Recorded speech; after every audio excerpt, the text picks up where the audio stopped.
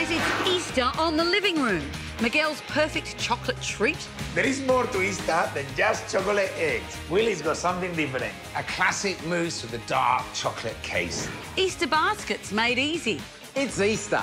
So, kids, we're going to teach you how to get your mum and dad to buy more eggs. Barry rescues a home in a weekend. I'm giving an old house a new life with some old treasures and a fresh coat of paint. Chris spends Easter on Christmas Island. You're going to witness one of the great natural wonders of the world, and it's right here in Australia! And your chance to win $25,000 in our cash jackpot, thanks to Shopper Docket.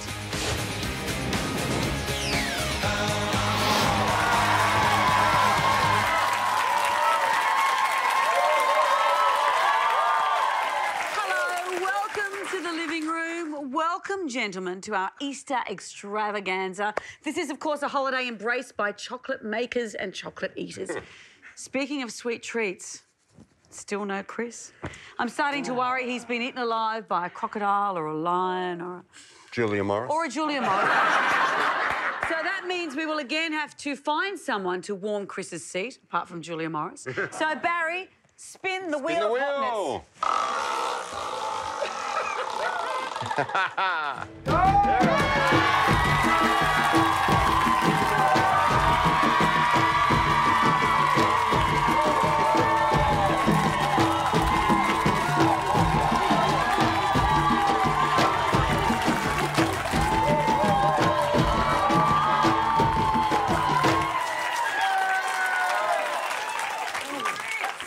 It's great to see you have bought me a present. Gimme, gimme, gimme! Well, I know you love a cocktail, so I brought you back a very special cocktail from Africa. It's a very unique blend of fermented milk, slime, offal and cockroaches. Because you love it so much. I couldn't finish it, so I thought... Looks like you've already had a crack at it, regurgitated. Tried. That is absolutely delicious. You really shouldn't have, and I mean that. So nice. Welcome Thank you. back to Thank the you. chair. We have missed you so much. Oh, me too. I missed you guys. Oh, Miguel, what did you miss most about Chris? You know, Gringo, what can I say? You are such an eloquent person. The beautiful things you do to animals. You do two animals. No, he does them for animals. OK, Barry, what do you miss? Oh, everything. I miss the big fella like you cannot believe. But that jawline I often use for marking right angles, so I miss that. You know what I won't miss? And that is answering all that weirdo fan mail you get. I write most of it, but still, I do find it rather weird. And what did you miss about us, Chris? I don't know. I think when I was away, I really realised that we are a true family. We are. We are. I mean, it is just... No, it's like a real family, you know, where one person does all the cooking and everyone else just whinges about how bad the food is. So... That is true. Well, we love having you back. Our Easter show, do you have an Easter story for us? Well, I've got a very special story from Christmas Island. A Christmas story at Easter? How intriguing. All right, but Barry, we're going to kick off with you. We'll get to that later. Yeah, well, you said it, it's Easter, so that's another day in the weekend, a long weekend. You know what that means, don't you? What does that mean? Stack of time to spruce up the house. 4 days to spruce up a whole house. You will be amazed what we can achieve in 4 days. For the past 8 years, this cute little workers' cottage in Enmore has been the loving home of Sandra. I met some fantastic people. It's a very friendly street. People come around for dinner, lunch, things like that. Yeah, I'm really happy here. The inside of her home reflects her warm, welcoming nature. But on the outside... Currently, the house I think of as being the ugliest one in the street. The front is a shambles. The breeze block fence has become dangerous because it's breaking. The window at the front doesn't go with the house at all. The veranda roofing doesn't suit the style and it leaks. The front door is actually an internal door that they've put on as an external door, so that is not a good thing. It's just not me. That simple journey from the pavement to your front door is the first glimpse our visitors get of your personality. So I'll ask the question, what does that journey say about yours? Hello, Sandra. Hello, Baz. How are you? I'm very well. What about your facade? You've got some problems with it. Oh, yes, it's very ugly. Ugly? Ugly.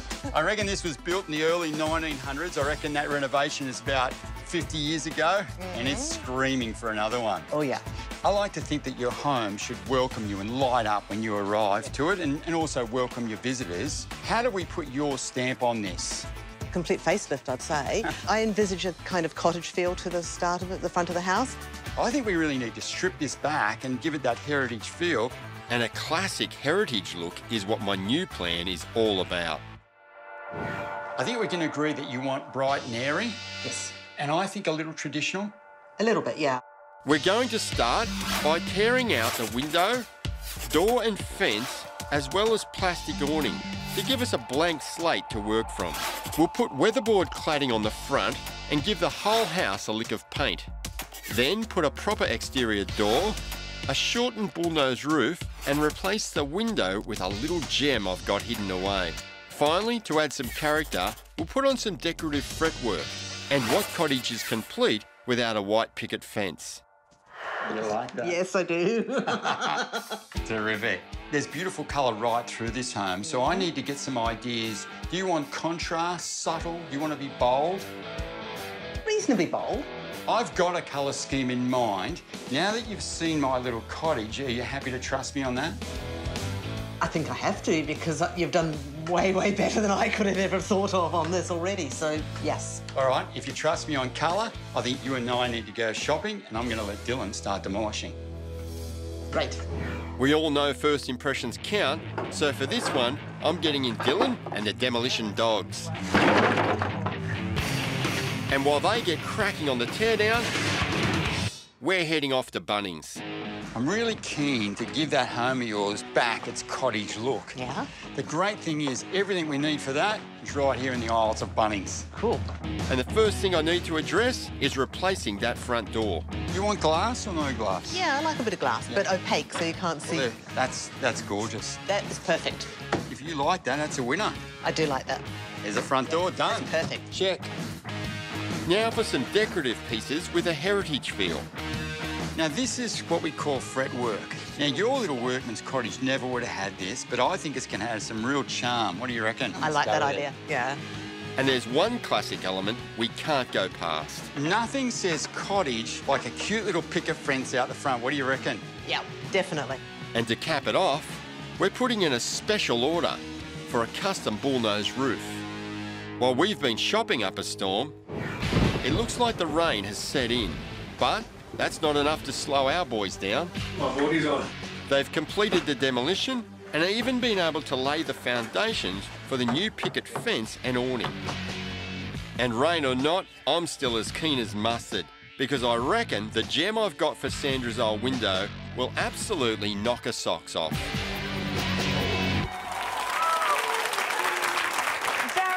A beautiful old classic piece. There must be a lot of houses like that that have been, what's the word I'm looking for? Buggered? Absolutely buggered by subsequent changes. So what's the approach there? Well, we want to bring the charm back to this little cottage. So where I can, I'm going to restore the period pieces. But any of the new things I bring in, I want to be really sympathetic to the heritage of the house, sort of making the best of the old and the new. Like Kris Jenner's plastic surgery. Exactly. Beautiful. Well, we'll see more of that renovation later in the show. All right, well, still to come tonight, a jaw-dropping, lip-smacking Easter chocolate treat. We're going to do a classic mousse with a dark chocolate case. And after the break, life is like a box of chocolates. It's...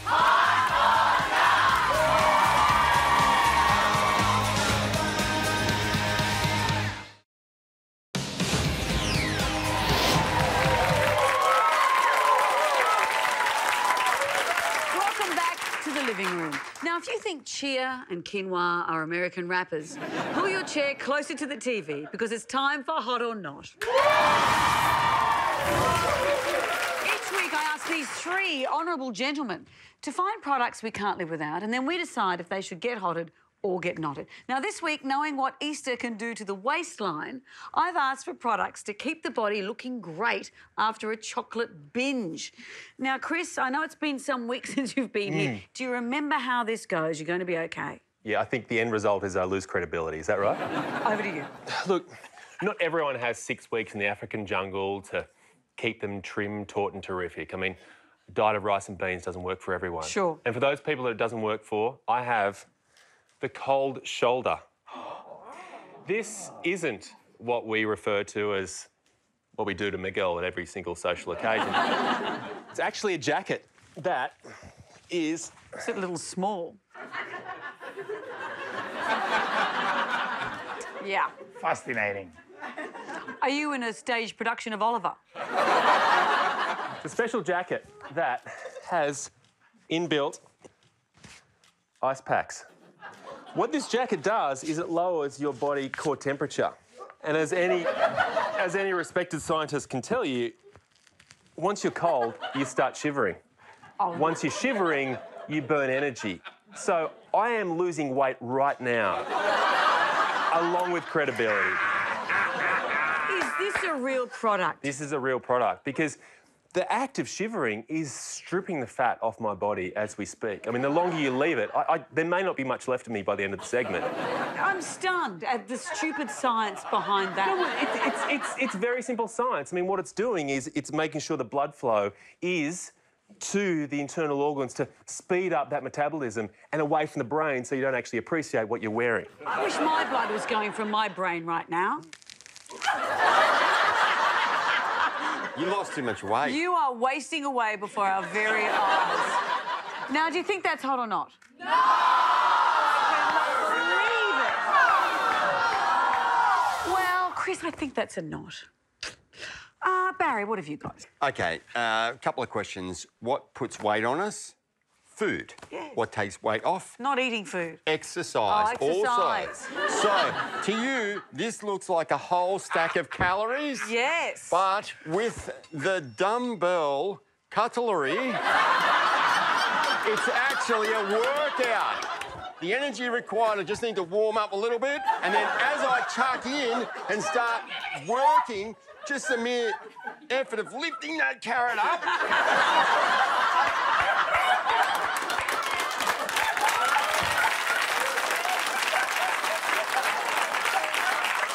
That is stupid. Do you think it's hot or not?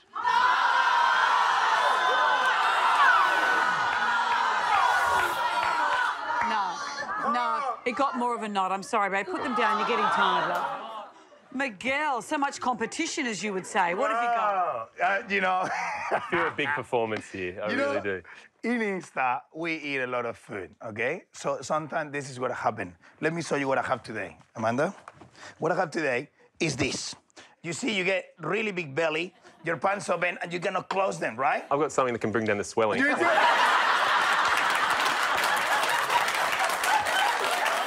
I mean, you eat too much food, and you cannot close your pants, OK? So, don't eat so much. No. I got the solution for that. With the perfect fit button, all you can do is create an extra inch in just seconds. How amazing is that? What do? You're too full? Don't worry.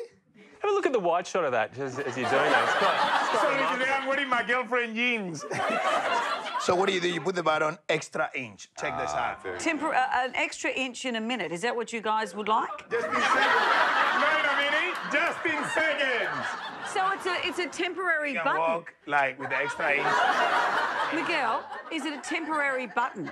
It's a temporary button that gives you an extra inch in just a second. How good is that? Come on.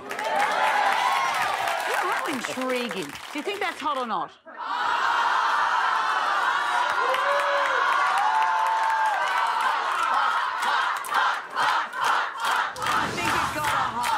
I think it got a hot.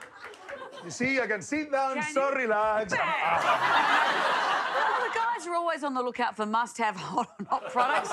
You OK? All right. If you know one, please help us. Jump onto our website and tell us all about it. Chris, it's great to have you here. We have missed you. Thank you. Do you have an Easter story for us? No. You've got a story from the jungle for us? No. So what have you got? Crabs. Lots of crabs. When David Attenborough saw these crabs, he said they were some of the most remarkable things he's ever seen. It still stays with him to this day. Crabs on Christmas Island. Oh. What did you guys think I meant?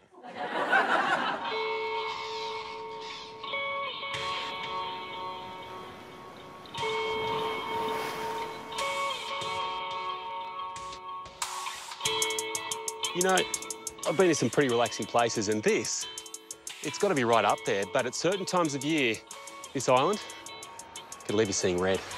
And red, and red, and red. I'm on Christmas Island, a small speck in the Indian Ocean over 2,000 kilometres northwest of Perth. It's a great place to kick back, play golf, or witness one of the most amazing animal migrations in the world. So this time of year, they're just moving right across the fairway. Right across. Another week or so and this will be red carpet. Do they ever take you, Paul? Yeah, they do. Sometimes they just collect it and either take it towards the hole, which is a good thing, or away from the hole, back to their hole. Golf etiquette aside, you'd think the locals would see them as a nuisance, but they actually get on quite well.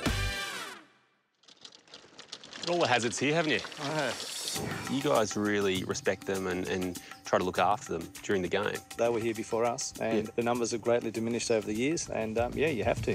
Everybody has to be a conservationist. Yeah. For most of the year, these red land crabs live in the forest high in the heart of the island. But when it comes time to breed, they head to the beach, en masse. They're actually incredibly hard to see in amongst the leaves and the shadows, and I'm doing my best to weave around them. It's only when they move that I can tell where they are. And when avoiding the crabs isn't possible, the locals have, well, an interesting solution. It looks like the crabs have now got so thick up ahead, this car, the guys inside it are getting out with rakes to try to clear a path for us to get through. I'm headed to where this migration all begins. And it's not until you're on foot that you really start to appreciate their numbers. Oh, wow. So this is what makes this event so incredible. This road is just thick with crabs. You've really got to be careful not to step on any of them.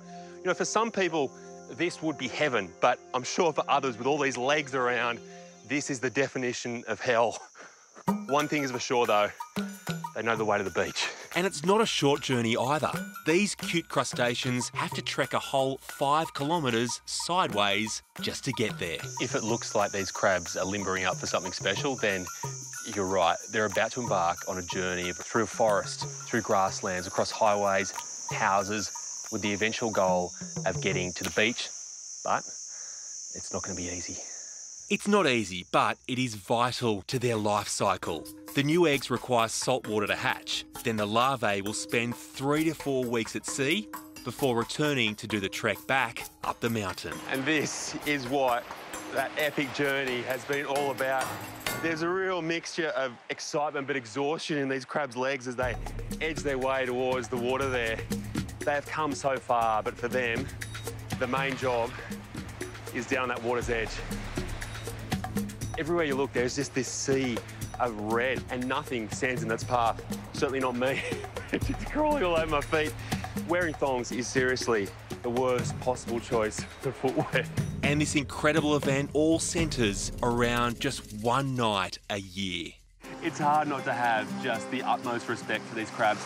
They've gone through so much just to be at this water's edge now, releasing up to 100,000 eggs. Amazingly though, it is all timed pretty much to the minute based around that thing, the moon. In terms of bravery, of overcoming extremes of temperature, extremes of terrain, what these Christmas Island crabs do on this migration, it makes our journey as people all the way to Christmas Island seem kind of insignificant. It is well worth the trip. That is remarkable. Yeah. I'm talking about you and your thongs. Why would you wear thongs to a crab island? I was trying to be practical because I knew my feet would get wet and I didn't want to get my shoes dirty or wet. But in the end, they were just red raw from the little nippers because they're so determined to get to the water, they will go directly over anything in their path. So what an incredible journey. So they make their way, this giant migration to the water's edge, release their eggs, and then they head back. They all head back, but And the what happens to eggs, the eggs? go out to sea, and each female will lay about 200,000 of them. In one go? In one go. They'll all go out to sea, and then from there, the odds are against them because whale sharks want to eat them, birds want to eat them, fish want to eat them. They're totally dependent on the ocean currents to bring the eggs back a month later. And only 1 out of every 10 years do those eggs actually make it back to Christmas Island. Because of the currents? Because of the currents, yeah. And guess what happened this year? They made it. What an incredible story. Have you had a strange or exotic animal encounter with your feet in a pair of thongs? We'd love to hear about it on our Facebook page. Standing in dog number 2, I don't think counts. Maybe you could upload your best pics and show us, but there's more to come on the living room. A chocolate treat that's as delicious as it is easy to make. There you go. Fascinating. And after the break, how to turn the worst house in the street into a winner.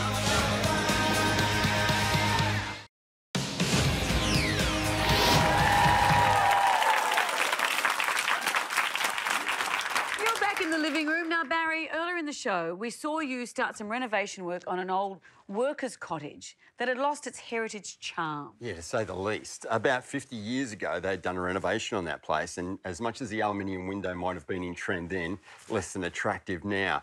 Sandra wants her home to be warm and inviting, so while my team is ripping out the ugly, Sandra and I can go shopping for the beautiful.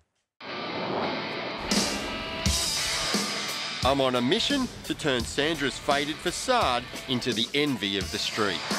And to do that, we're visiting a local restoration yard that is full of old treasures. Your place was a workman's cottage and pretty plain at the front. Oh, yes. How do you feel about a little bit of LED light? I would love some LED light. I've always loved LED light. LED lights are the perfect way to give her facade that heritage look. And to make it even a bit more special, we're going for stained glass. So these have been reconditioned, new ropes and weights, new trims there so they're not going to rattle, and I think that's the perfect scale for the front of your home. If you like it, let's see if we can buy it. I like it. With our shopping done, we're on to day 2 and the sun is shining. So Dylan and the boys are cracking on with the big stuff. Now that the sun's out, it's time to rip this roof off and get the new one on. With the plastic off, the bones of the veranda are revealed, and luckily the old timber is in good enough nick to use for our new bullnose roof. In keeping with the cottage look, I'm trimming the veranda back to what would have been its original position. This will also let heaps more light in. Meanwhile, Sandra and I are going to prepare our vintage window. Now, anything that was built or painted before 1975 probably contains lead in the paint. So we're going to suit up with some protection gear on. OK. It's always better to be safe than sorry, so I've put down a drop sheet to stop the lead from getting into the stormwater or the garden. To get started, we're scraping off any loose paint from our window frame. Our enemy with lead-based paint is the particles that get into the air. So we're going to use wet and dry sandpaper with generous amounts of water to help contain the dust particles. Sandra, the point is the dust and the lead is better here and in here than floating around in the air, and the water contains it beautifully. Yeah. Once you're happy with the sanding, clean down the surface with a damp rag and degrease with sugar soap. Then it's time for the undercoat. Now, the best way to neutralise this lead-based paint is with a Taubens 3-in-1 that primes it, seals it, and allows a binding agent for our top coats. How do you feel about a bit of painting? I think I could do that. OK, I want a nice, liberal but even coat. Looks like Sandra's a natural. And with Dylan preparing the window's new home, that leaves me with the fretwork. Sanding and painting really intricate work like this fretwork or the tops of these pickets can be really tricky in situ. So I not only prime and seal them with a 3-in-1 before they go on, I'll then give them a light sand and the first of the top coats. Now, I reckon sanding and painting this here on the desk is a lot easier than when it's up there. And to make sure our colour scheme lasts as long as possible, we're using Taubens paint with a NanoGuard technology, which will protect the house against mould and mildew. Now, we're going to live with this paint job for quite a while to come yet. So grab some scrap bits of timber, put a coat of paint on it, and then be sure you're happy with the way it contrasts. Let's whack it on the walls. With the intricate painting done, we're making great progress. Our gem of a window is secured in place and Dylan is framing it with weatherboard cladding, giving that cottage feel. We've even been able to top it off with our bullnose awning, so this place is really coming together. The key thing left is the colour scheme that Sandra has trusted me with. But before it goes on, she's heading away for the weekend. I'm absolutely thrilled to bits with what Baz is planning on doing. I'm just hoping against hope that's everything I want when I get back. Sandra's trusting us to make over her little cottage. We're using some old, and I'm trying some new, and I'm adding in some detail. Let's hope she loves it. Still ahead on the living room, an easy Easter project for the kids. 25 grand is up for grabs. Keep your eye out for the code word. And after the break, a delicious chocolate mousse that's too good to share.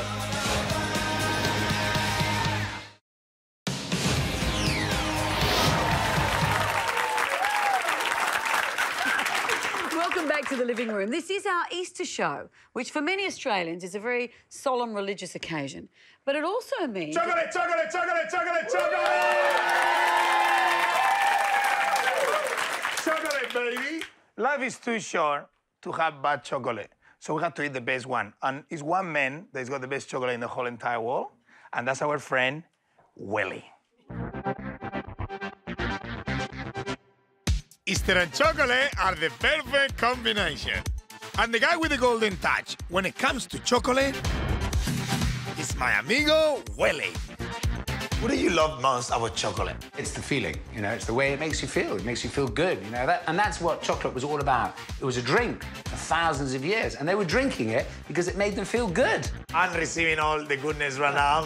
What are you cooking for us today? We're going to do a classic mousse with a dark chocolate case. And the first step is to make the dark chocolate case. Yeah, it's simple. We're going to get the chocolate, we're going to put it in a bowl above hot water and melt it. Yeah. And here is the secret to get it silky smooth. You never want to apply direct heat on chocolate. So you always want to put it in a bowl and place it over hot water, you know, steaming water, and melt it that way, yeah? So being really gentle, Being really gentle with it, yeah.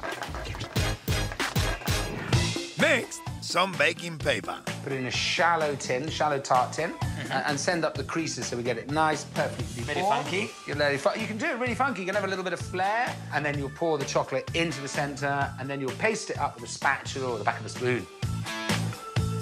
Wow, that sounds simple. Yeah, it's simple, man. Then, it's into the fridge. How long it takes to set? Oh, half an hour, maybe. So give us time to do the next step for the mousse? That's right. Start with 300 grams of melted chocolate, 80 grams of caster sugar, and 6 eggs. So I'm gonna get the eggs. I'm gonna break them and split the whites and the yolks. I'm gonna cream half of the sugar with the yolks, and the other half of the sugar I'm gonna beat with the whites and get a nice soft peak. I'm gonna get the cream. I'm gonna lightly beat it, put a little bit of air into it. And then I'm going to start with the yolks. I'm going to add the chocolate, the melted chocolate. And then I'm going to fold in the cream, the beaten cream. And then I'm going to fold in those egg whites. Whoa, now we're talking, baby. So much glossiness, isn't it? That's looking very good now, Willie. And when your mixers look like this, bang, it's ready. And now when this is so fluffy, what do we do next? Okay, now we're going to pop it into the case. Let's get the case. Wow, so that's nice and hard now. And this process, what do we do now? Okay, so drop it in the center. You go. You drop it like it's hot. Drop it in the center. Whoa. And just want to smooth it out. Good to go, no? And now quickly in the fridge. Yeah, quickly. I mean, when that sets, that'll make it strong. Then it's time for the garnish. And the first step is to melt more of Willie's chocolate. What do you think of fruit and chocolate? I'm loving it. I mean, especially things like raspberries have got a little bit of acidity. It just gives that lift, no? Just dip them in and let them sit. Bang. What a garnish. Beautiful. Can do cherries as well. Now, it's time to peel. Look at this. You can just take it off. Put it on the other one. Voila. And I will do berry time. Whoa. How's that for good looking? I think it's time we have a taste.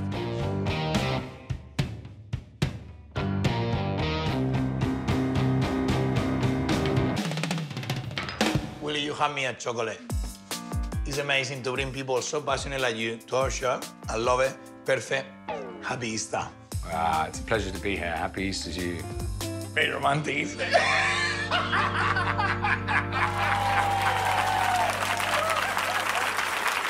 Are you confusing Easter with Valentine's Day? Chocolate is something unbelievable. It's so good for you. It makes you feel good. Your heart, your brain. It's a superfood. Chocolate is one of the things that make you really excited about life. You have to get good quality chocolate. So, for example, this is 70%. That is really, really good stuff. 70% what? 70% cacao. And that's the pure chocolate. And that's pretty concentrated, so that's really, really delicious. Good So taste. I will give you a taste of this, for example. Have a taste of that. Thank you. That's 70%. Because this is 70%, this is amazing, right? Yum. Is there such a thing as 100% then? We do have 100% cacao. Yeah. So this is 100% cacao. This is 100% pure. This is pure, amazing. Oh, yuck. That is as bitter as a teenager with a curfew. But the pure stuff is really full on. As you can see, not everybody likes it. Okay. Well, thanks for that, I think. Still ahead on the living room. Barry's cottage facelift leaves his homeowner lost for words. Hello. I don't believe that's not my house. Easter baskets you can make with your kids. Now we're going to start adding some colour. And after the break, it's my Easter chocolate miracle. That is amazing.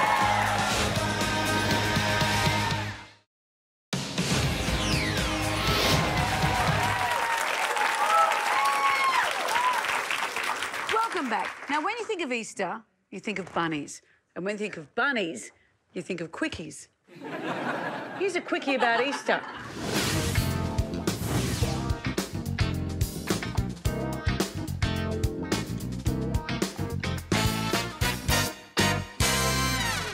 Easter's a great time to get crafty with the kids. So this year, we're going to make some Easter baskets for our Easter eggs. The first thing you'll need is a couple of kids. These Easter baskets are great because they're handmade and they're individual and they're made by us. So our first step is to blow up a balloon. Now, these balloons are going to become the mould for our baskets. Now we're going to put about 2 centimetres worth of glue in our bowls. Start with a piece of string, wrapping it around, crisscrossing so it overlaps a little bit. What we're doing is essentially making a bird's nest. Dab some more glue where the strings cross. This will give it extra stability. So they'll take a couple of hours to dry and ours look perfect. And now it's time to remove the balloon. And we've got our bird's nest. Now we're going to start adding some colour. Now that the baskets are dry, you guys get to decorate them. You can use feathers, ribbons, or anything you like. Think I'm finished. Were you happy with it? Yeah. Ready for some eggs? What a great way to present your Easter eggs when you give them as gifts. They're cute, I like those. Who knew a balloon could be so useful at Easter? Why would you know that? Baskets. I'm gonna show you something amazing that you can do in the kitchen. And obviously, I'm gonna need help from Amanda. Me. Because obviously, actually, these guys... Oh, no, it should be... Okay. Okay, so we're gonna make chocolate balls to hold the eggs. Wow.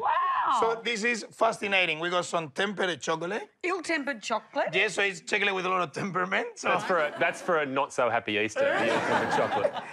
This is the exciting part. So actually, I won't do the blowing. I got one can prepare earlier. I've got one. Thank you. Here we are. So what do we need to do? With a spoon, Amanda, Reese? get it? Just get Reese Witherspoon, get it? Get a spoon, get a spoon. Here. So what we need to do first, a little bit of chocolate. And we're gonna set it in the bowl. So that's gonna be the base. Like that? And now that's gonna be our glue, okay? And now we're gonna get the balloon here. And just Ready, I'm look at ready. this killer. OMG. Whoa. And ready, straight, ready to the plate. Woo! My turn? Wow, that's what is this? Look at this. How much chocolate does it take? Lots. Because the thicker it is, the more it's gonna hold all your eggs and all the things you're gonna put inside. Ready? Drop. There you go. Amazing. So what is happening after it's set, the one we prepared earlier. Okay. So get your plate in there, Kella. Your plate in there. Here. And we're gonna put it on top of the plate.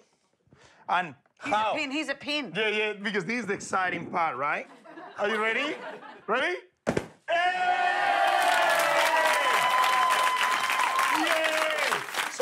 very carefully, take the leftover of the balloon. And Wow. And there you go. Fascinating. And then you fill this with chocolates. You Just fill get it some with Easter things. eggs and let your imagination just going, wow. There you go, some eggs and wait, another one. Some props, pop them in. Barry laid those a bit early. That looks fantastic. Look at these. Oh, that is amazing. But wait. Okay, let me say you something. Because, you know, in this show, we always got to step So, this is, you know how Gringo always works out between shows. He does a lot of working out. And we stole your ball. So. This is like the opposite of an exercise ball. No, I'm not popping that. Yeah, you get the knife, and we're just gonna pop it really nicely. Come on, Keller, go for it. Come on. Yeah. Sorry, Gringo. Wow. This is Gringo. You can keep your ball. Thank you. Whoa. What do you think of that, Chris? That's incredible. So what, you can use anything from around the house? Yeah, anything you want. It's got a nice... Could you use Barry's donut cushion to make chocolate donuts? This is amazing. Oh! Because the chocolate is tempered, it's still so hard and shiny. And that's how important it is to temper chocolate. You see? Amazing. There you go. Rock and roll. Amazing. Wow. Chris, you've just returned from the jungle, starving yourself to all this fabulous chocolate. It's all over here. You can't have any. But you did get back just in time for our brand new competition. It's time for tonight's Shopper Docket code word and your chance to be in the running to take home our $25,000 cash jackpot. Our good friends at Shopper Docket are giving you the chance to win big. Starting at 25 grand, the prize will jackpot by 5,000 every week if it doesn't go off. So go to the website on your screen and enter the code word that's on the screen right now. You've got to be in it to win it, so what are you waiting for? After the break, can Barry turn a drab inner-city cottage into the star of the street?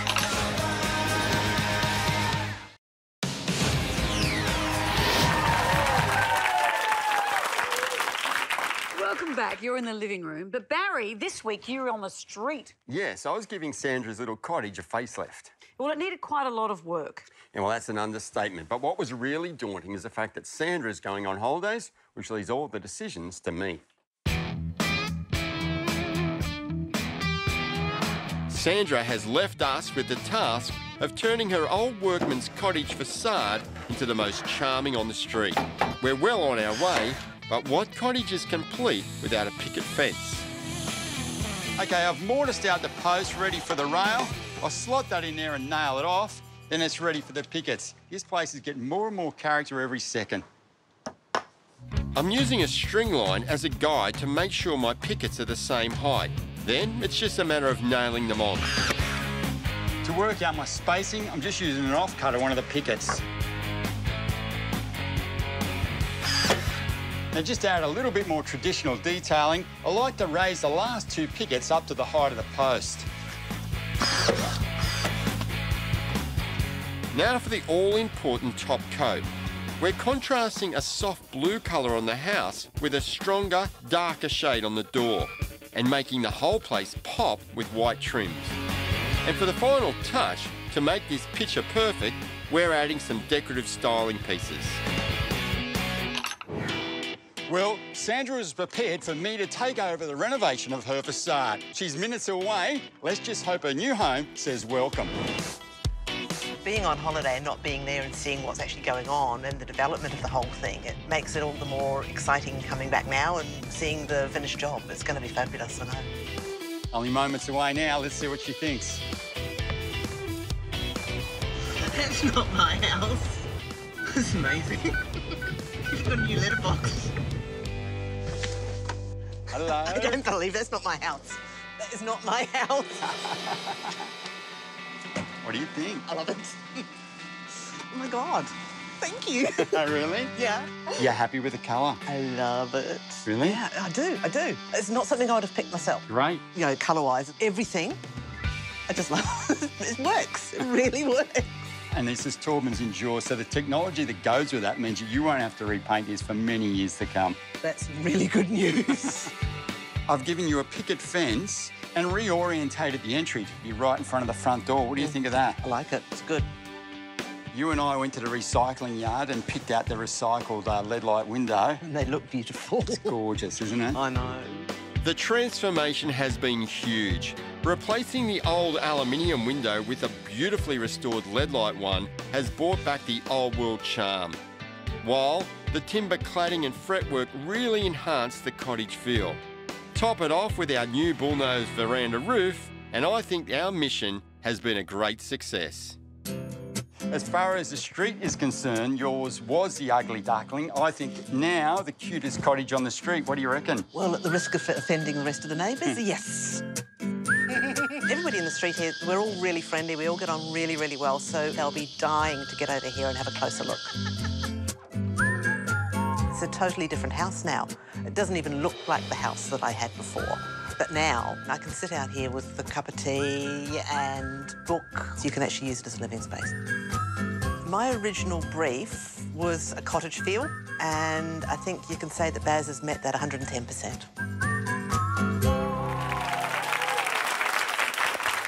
You gave 110%, Barry. Never good at maths, were you? But that house looks amazing now. It does, and it's a place that she can be very proud to come home to now. But listen, it's a 4-day weekend, so anybody can get out this weekend and make their home a facelift or make it seem a lot better.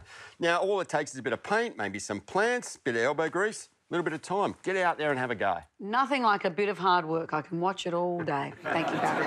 If you'd like to see more of that renovation or to find out any more about tonight's stories, I highly recommend our website. That's it for tonight, but we're putting together another great show next week. Miguel, what have you got? Amanda, I'm cooking the most amazing breakfast. Who wants some frites? Yeah! It's lovely, as I'd expect. And Barry, what about you? I'm teaming up with our money guru, Jason Cunningham. We're going to ask the question, should you move or improve your home? I'd like to be moving. Probably improve.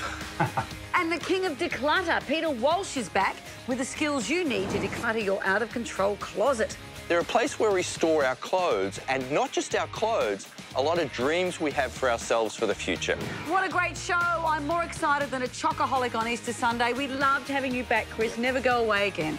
Good night.